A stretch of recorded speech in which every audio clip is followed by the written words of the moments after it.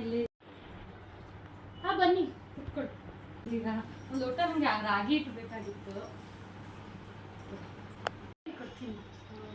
ಅಲ್ಲ, ನೀವು ವಾರ ಪೂರ ದುಡಿತೀರಾ, ಮತ್ತೆ ಮನೆಯಲ್ಲೂ ಕೆಲಸ ಮಾಡ್ತೀರಾ.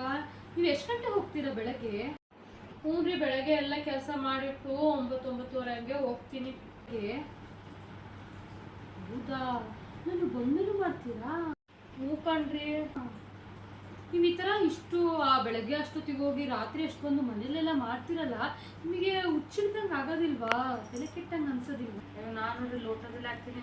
ಪುಟ್ಟ, ಪಕ್ಕದ ಮನೆ ಆಂಟಿ ಬಂದಿದ್ದಾರೆ, ಒಂದು ಲೋಟ ರಾಗಿ ಇಟ್ಟಂತೆ ಕೊಡಮ್ಮ. ಯಾವ ಆಂಟಿ ಅಮ್ಮ? ಯಾವ ಲೋಟ?